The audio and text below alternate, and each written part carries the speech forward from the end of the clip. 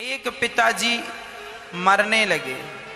उन्होंने अपनी वसीयत में लिखा कि मेरी संपत्ति का आधा हिस्सा बड़े बेटे को मिले, संपत्ति का चौथा हिस्सा छोटे बेटे को मिले और संपत्ति का 5वां हिस्सा बेटी को मिले।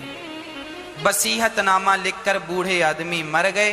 अब जब लोग पंचायत बैठी कि भाई संपत्ति क्या है, तो संपत्ति में केवल 19 ऊंट थे, ना घर था ना जमीन जायदाद थी।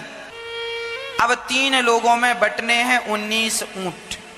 संपत्ति का आधा हिस्सा बड़े बेटे को, तो 19 का आधा। अब पैसा होए तो आधा कर लें, ऊंट को कैसे आधा करें? अब बंटवारा रुक गया। अब संपत्ति का आधा, अब किसी ने कहा एक काम करो, एक ऊंट बेच दो तो 18 रह जाएंगे, तो 18 का आधा हो जाएगा, 9 दूनी 18। एक बेच दो, उसका पैसा तुम तीनों बांट लेना। पंचायत ने बोला, पंच लोगों ने ना, पिताजी ने जो लिखा है वही करो, कोई ऊंट नहीं बिकेगा, जितने ऊंट हैं उतने ही बांटो। शाम से रात हो गई, पंचायत उठी, खाना पीना खाई, सोई, बोले सवेरे फिर लगेगी। सवेरे पंचायत लगी, फिर कोई समाधान नहीं। बड़े बड़े पंडितों को बुलाया, बड़े बड़े गणितज्ञों को बुलाया कि भाई 19 का आधा करो, कैसे करोगे? नहीं हुआ किसी से 19 का आधा। ऊंट अंक में तो 1.5 करके हो जाएगा, पर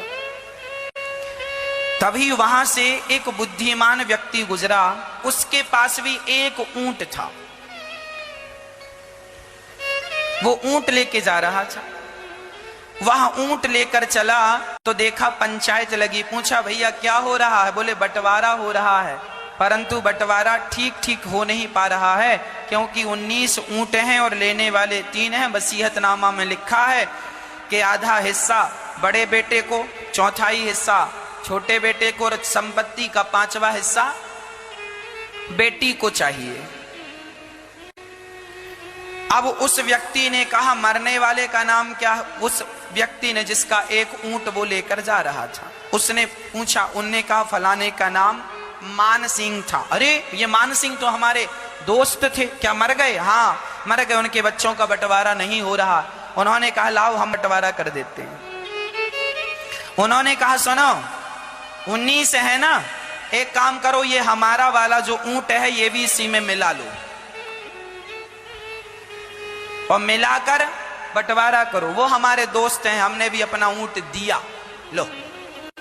अब 19 थे, अब हो गए 20, एक और मिला दिया, कितने हो गए?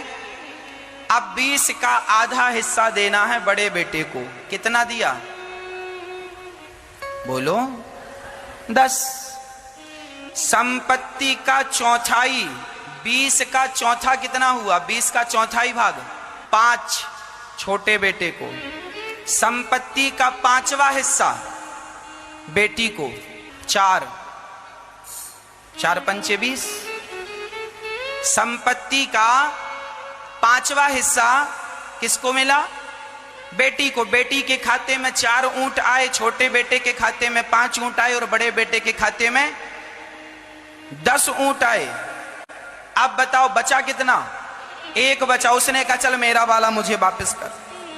उसने अपना लिया और चला गया, बंटवारा हो गया।